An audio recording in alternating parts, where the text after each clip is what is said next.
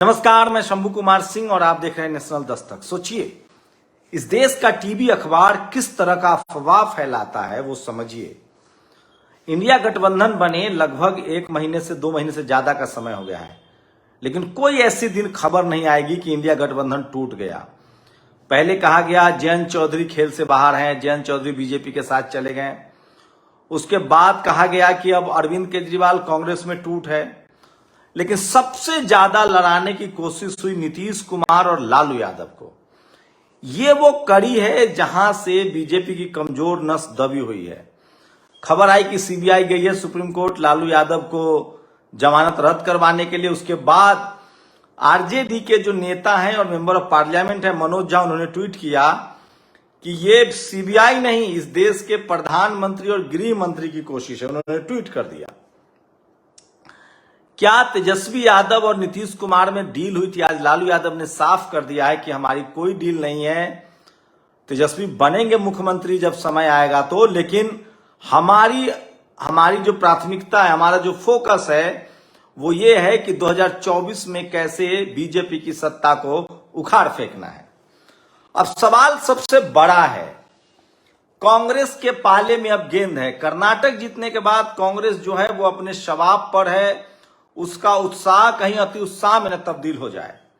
एक बात तो तय है कि क्या राहुल गांधी के प्रधानमंत्री या खड़गे होंगे प्रधानमंत्री, यह भी सबसे बड़ा सवाल है। मुझे लगता है कि खड़गे और नीतीश कुमार में खड़गे बेस्ट हो सकते हैं, नीतीश कुमार बेस्ट हो सकते हैं। इस देश में मायावती बेस्ट हो सकती है। इस देश के अगर संवैधानिक प्रावधानों को इंप्लीमेंट करना है तो SC ST OBC या किसान जातियों का ही कोई प्रधानमंत्री होना चाहिए। इस देश में सवर्ण समाज के बहुत सारे प्रधानमंत्री हो गए हैं। मोरारजी देसाई हुए, इंदिरा गांधी हुई, नेहरू हुए, राजीव गांधी हुए, लाल बहादुर शास्त्री हुए। इस देश में दलित, पिछड़े, आदिवासी और मुसलमान प्रधानमंत्री नहीं हुए हैं। आज एक बड़ी ओबीसी की चिंतक है, वो मुझे बता रही थी कि एक बात बताइए, सारे ब्राह्मण समाज के लोग प्रधानमंत्री हुए कम से कम 5-6।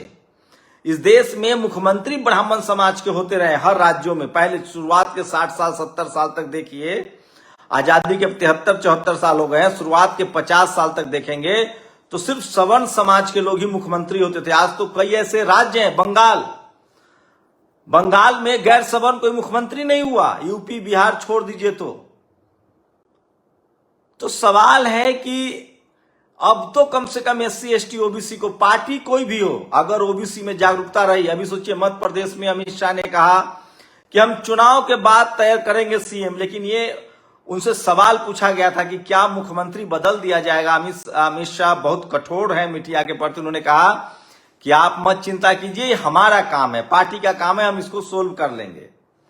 सवाल है कि इस देश में कोई भी पार्टी जीते, अब समय आ गया है कि SC ST OBC या अल्पसंख्यक समाज के लोग प्रधानमंत्री बने।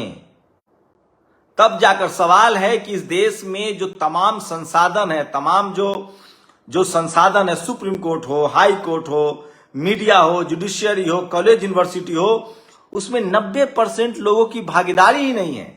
मैं आपको मीडिया की बात कहूंगा। सोचिए, इस देश में एक भी मीडिया हाउस, जो हिंदी पट्टी का मीडिया हाउस, अगर आप आंध्र प्रदेश, आप तमिलनाडु का छोड़ दें, जो DMK के पास, जो कि OBC कम्युनिटी से आते हैं, DMK के पास एक अपना मीडिया हाउस है। लेकिन आप पूरे भारत में देखें तो SC ST OBC के पास एक भी मीडिया हाउस नहीं है। SC ST OBC के लोग पत्रकार नहीं है। हाईकोर्ट, सुप्रीम कोर्ट में जजों की संख्या गिनती की है। सवाल है कि सब कैसे हो रहा है। इस देश में सबसे ज्यादा शिक्षित लोग कौन है? SC ST OBC, किसान जातियों के लोग। सबसे संसाधन कम किनके पास है? सारा बिजनेस कौन कर रहा है? कॉर्पोरेट कर रहा है। मैं आपको एक मैथमेटिक्स समझाता हूं। इस देश के 90% लोग कॉन्ट्रैक्टर नहीं है।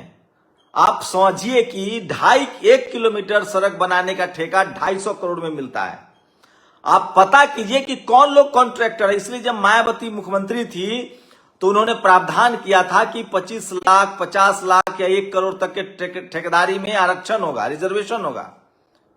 उसके बाद हेमंत सोरेन ने भी इसकी कोशिश की, आज वो भी यूपी में हटा दिया गया। आप सवाल है कि इस देश में जो सारा संसाधन है, आप नौकरी से कितना कमा लेंगे? और वो भी आईएएस आईपीएस की संख्या देखिए, आप चपरासी बनकर, वो भी अब तो चपरासी बनने देने के लिए तैयारी नहीं है। जिस तरह से सरकारी नौकरियां हटाई जा रही है, जिस तरह से सफाई कर्मचारी को प्राइवेटाइजेशन किया गया, इस देश में आप मुझे बताइए कि इस देश में 10,000 से लेकर और 25,000 या 50,000 तक की नौकरी किन जातियों के लोग कर रहे हैं, और किस जाति के लोग ठेकेदार हैं, कॉन्ट्रैक्टर हैं, किस जाति के लोग खनन के कारोबार में हैं, किस जाति के लोग आज आईटी सेक्टर में हैं। ये सब एक दिन में नहीं हुआ है, ये सब पिछले आजादी के पहले की बात छोड़ दीजिए, आजादी के बाद भी जो सरकारें आ रही हैं, सोचिए अंबानी अडानी मेहनत से नहीं बना जाता है। जब तक आपके पॉलिटिकल कनेक्शन नहीं होंगे, जब तक आपको ठेकेदारी नहीं मिलेगी, जब तक आप सिस्टम में लोग नहीं होंगे, तब तक आप अमीर नहीं हो सकते हैं। इस देश में बड़े प्रोजेक्ट नहीं मिलेंगे आपको। और विडंबना देखिए कि एससी एसटी ओबीसी के तो मुख्यमंत्री भी जेल चले जाते हैं। मधु कोरा आदिवासी थे, उनको जेल में डाल दिया गया।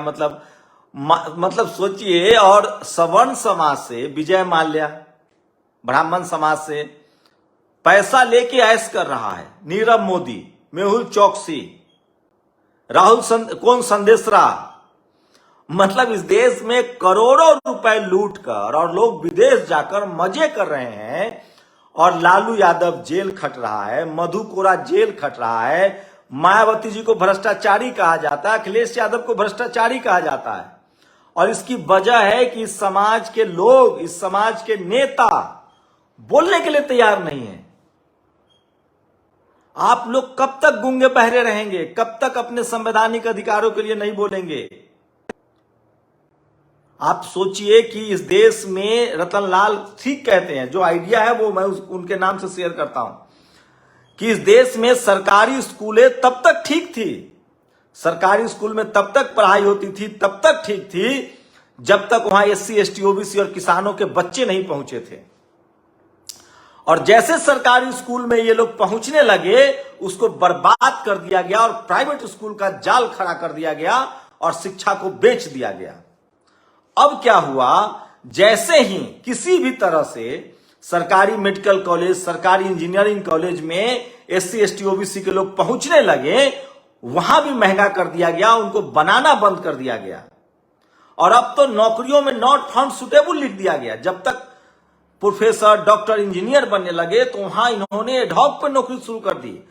जब बहुजनों को पढ़ने की बारी आई तो स्कूल बर्बाद, जब बहुजनों को नौकरी की बारी आई तो प्राइवेट सेक्टर ला दिया गया। मतलब एक से एक छल परपंच किया जाता है। और मुझे तो ताज्जुब होता है कि समाज के नेता समझते नहीं है, बोलते नहीं है, या डरते हैं। 90% 85% आबादी वाला समाज डरता है, बोलता तक नहीं है। क्या परिस्थिति है इस देश की? आप सर्वे कीजिए। शहरों में मकान किनके हैं, बैंक से लोन किनको मिलता है, सारे मलाईदार पदों पर कौन बैठे हैं और उनकी जाति क्या है, तब आपको पता चलेगा। लेकिन विडंबना यह है कि एससी एसटी ओबीसी के जो बोलने वाले लोग हैं वो इस पर बात नहीं करते हैं। इस समाज के लोग कम्युनिकेटर नहीं है, पत्रकार नहीं है। एक दिलीप मंडल से कितने लोगों को पेट में दर्द है, कैसे उनको लिंच करने की कोशिश की गई।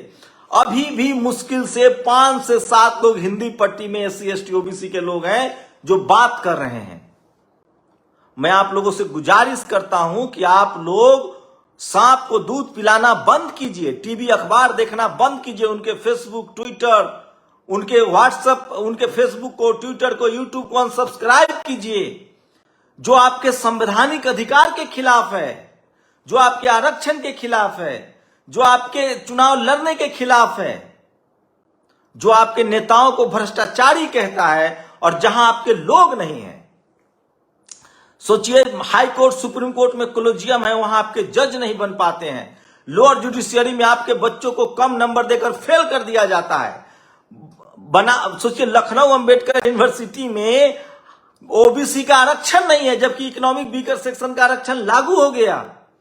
आप सोचिए, बीएचयू में 400 करोड़ से ओबीसी कोटा से हॉस्टल बनता है, आपके बच्चों को हॉस्टल नहीं मिल रहा है। कब तक आप लोग चुप रहेंगे? क्या आप लोग इस देश के नागरिक नहीं हैं? इस देश में टैक्स नहीं देते हैं। अरे आप मूल निवासी हैं, आप ही सड़क बनाते हैं, आप ही बिल्डिंग बनाते हैं, आप ही मंदिर मस्जिद बनाते हैं, आप ही सब्जी उगाते हैं, आप ही गाय को पालते हैं, आप ही भैंस पाल। इस देश को खिला आप रहे हैं, इस देश को चला आप रहे हैं, और जहां सुख सुविधा की बारी आती है आप उस खेल से बाहर हैं।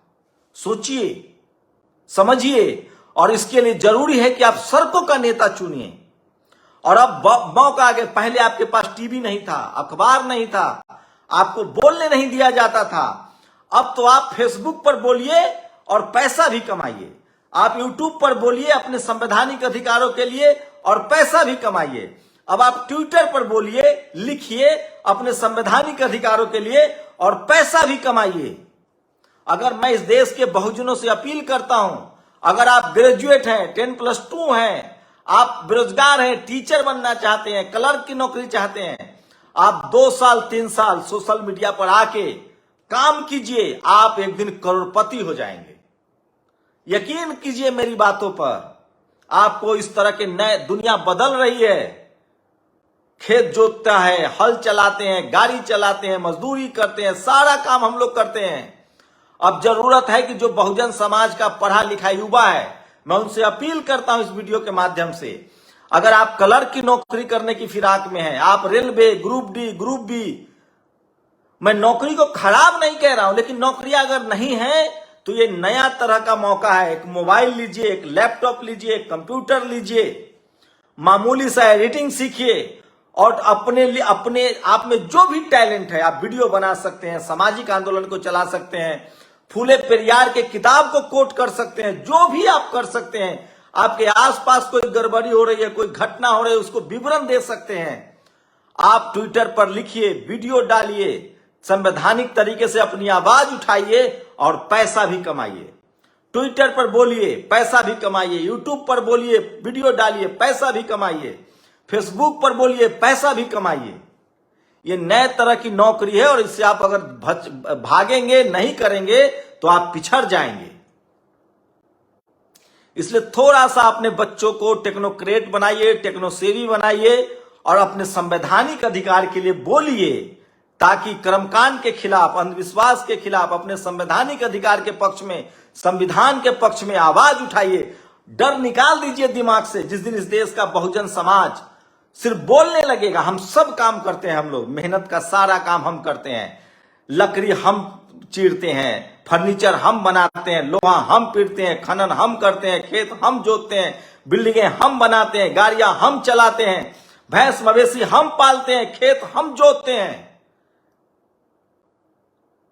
सिर्फ बोलने की वजह है, बोलना चाहिए। और अब तो इतनी पढ़ाई लिखाई हो गई है बहुजन समाज में, मैं इस देश के युवाओं से अपील करता हूं कि डरिए मत, धमकिए मत, अपने संवैधानिक अधिकार का उपयोग करते हुए पढ़ना, लिखना और बोलना शुरू कीजिए, और इसको अपना प्रोफेशन भी बनाइए, और ये आपका लीगल राइट्स भी है।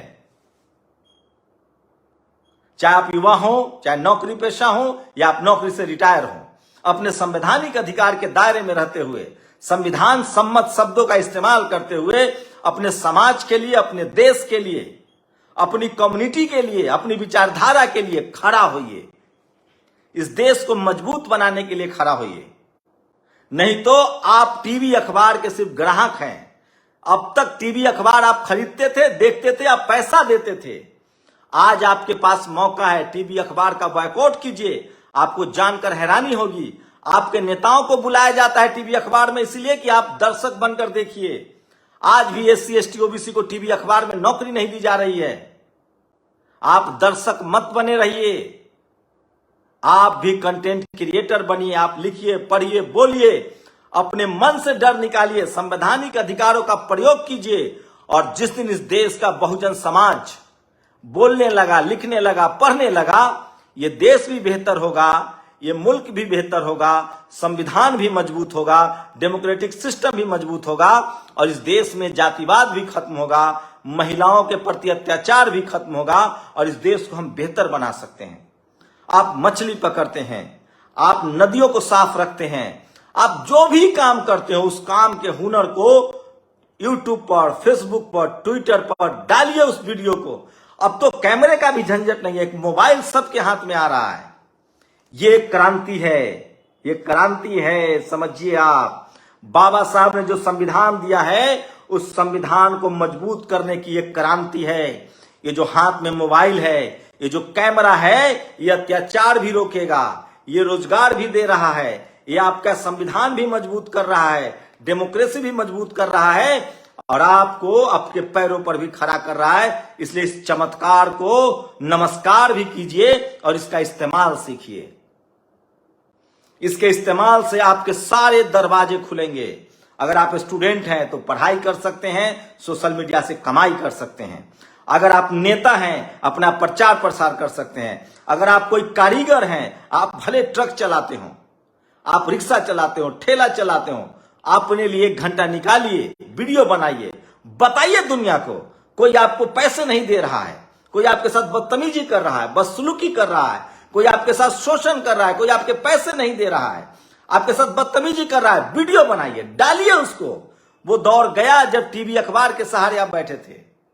ये डिजिटल क्रांति है, ये सोशल मीडिया है, इंटरनेट का जमाना है और ये बहुजनों का किस्मत खोलने आया है। मुझे कहने में कोई गुरेज नहीं होगा कि शुक्रिया ट्विटर बनाने वाले, फेसबुक बनाने वाले, यूट्यूब बनाने वाले, आपने भारत को कम से कम डाइवर्स कर दिया है और आप अपने हुनर को दिखाइए। आप डांस करना जानते हो, कोई काम करते हो, कोई कारीगर हो। सोचिए पहले मुंबई नहीं जा सकते थे आप, आज आप जहां पैदा हुए, जहां रह रहे हैं, वही वीडियो बना के सोशल मीडिया पर डालिए। अगर आप में टैलेंट है, हुनर है, आपके काम को तारीफ मिलेगी। आप नेता हैं, आपको कोई टीवी अखबार वाला नहीं बुलाता है। आप अपना फेसबुक बनाइए, अपना ट्विटर पर वीडियो डालिए और बताइए देश को। सोचिए मेरे जैसा आदमी, 15 साल मैंने टेलीविजन में नौकरी किया, कोई नहीं जानता था, क्योंकि वो मुझे बहुजन समझ के, मैं प्रो रिजर्वेशन की बात करता था, मैं सवर्ण नेताओं के पर सवाल उठाता था, मेरा प्रमोशन नहीं होता था, मैं गुमनामी में चला जाता। ट्विटर ने मुझे, यूट्यूब ने मुझे मौका दिया, नेशनल दस्तक ने मौका दिया। मैं सही कह रहा हूं। आप, मैं ये नहीं कि आपको पढ़ना भी पड़ेगा, इसका इस्तेमाल भी करना। आप नहीं पढ़ेंगे तो आपके कंटेंट में दम नहीं होगा। और आप पढ़िए भी, आप कंटेंट भी क्रिएट कीजिए। आप भले खेत जोतते हो, मछली पकड़ते हो, जाल बुनते हो, आप रिक्शा चलाते हो, आप ड्राइवर की नौकरी करते हो, कुछ भी करते हो, बोलना शुरू कीजिए और ट्विटर पर, फेसबुक पर और यूट्यूब पर वीडियो डालिए और अपने जीवन को बेहतर कीजिए। अपने प्रति होने वाले अत्याचारों को भी रोकिए। अब आप, राजेंद्र प्रसाद सिंह की एक लाइन कहूंगा कि अब जाकर भारत जो है वो डाइवर्स हुआ है और सच्चा पत्रकार मतलब सोशल मीडिया का पत्रकार। अब वो दौर गया जहां आम गिरेगा, जहां पत्ता गिरेगा, वहीं से वीडियो बनाइए और डालिए। और खासकर मैं कह रहा हूं SC ST OBC के लिए, किसानों के लिए वरदान है। किसान आंदोलन कैसे चला, आज आकाश आनंद रैली कर रहे हैं, कोई टीवी अखबार नहीं दिखाएगा, सोशल मीडिया दिखा रहा है। इसलिए मैं कह रहा हूं ये वरदान है, इस वरदान का इस्तेमाल कीजिए और भारत को मजबूत कीजिए, डेमोक्रेटिक सिस्टम को मजबूत कीजिए, भारत के संविधान को मजबूत कीजिए और अपना आर्थिक, सामाजिक, राजनीतिक पक्ष को भी मजबूत कीजिए। क्योंकि सोशल मीडिया ही सच्चा मीडिया है, सोशल मीडिया ही बहुजन मीडिया है। और उन तमाम लोगों को अनफॉलो कीजिए, बायकॉट कीजिए जो आप जिसके शोषण के शिकार हैं। और एक बात तो मैं कह दूं, टीवी अखबार, इस देश का जो टीवी अखबार है उसमें जब तक रिजर्वेशन नहीं होता है, जब तक वहां SC ST OBC के लोगों को एंकर, एडिटर, संपादक नहीं बनाया जाता है, तब तक वो आपके, वो ठीक वैसे ही है जैसे आप सांप को दूध पिला रहे और वो आपको डस लेगा। आप समझ रहे हैं ना कहां कहां आपका पैसा बर्बाद होता है और आपके पीठ पर डंडा चलता है। सोशल मीडिया की ताकत देखिए। वो एक जो ठग था, जो नाई कह रहा था कि मैं बभना तू नाई, 7 बार माफी मांग रहा है। ये सोशल मीडिया की ताकत है। नहीं तो टीवी अखबार कभी इस खबर को नहीं दिखाता। जितना आप मोबाइल का इस्तेमाल करेंगे, इस देश में ट्रांसपेरेंसी उतनी बढ़ेगी। और ये बात कोई और नहीं बताएगा। मैं इसलिए बता रहा हूं कि मैं बिजनेस नहीं कर रहा हूं, मैं बहुजन आंदोलन को आगे बढ़ते हुए देखना चाहता हूं। मैं इस देश के हर नागरिक को मजबूत होते देखना चाहता हूं ताकि ये देश मजबूत हो। इसलिए मैं ये बात कह रहा हूं। आप लोग अपनी प्रतिक्रिया जरूर दीजिए। शुक्रिया। नेशनल दस्तक की आपसे गुजारिश है कि अगर इसको बचाना चाहते हैं तो नेशनल दस्तक को सब्सक्राइब करने के लिए रेड कलर के सब्सक्राइब बटन को दबाएं, फिर बेल आइकन की घंटी दबाएं। नेशनल दस्तक को बचाने के लिए बहुत जरूरी है कि हर खबर को शेयर करें, लाइक करें, कमेंट जरूर करें।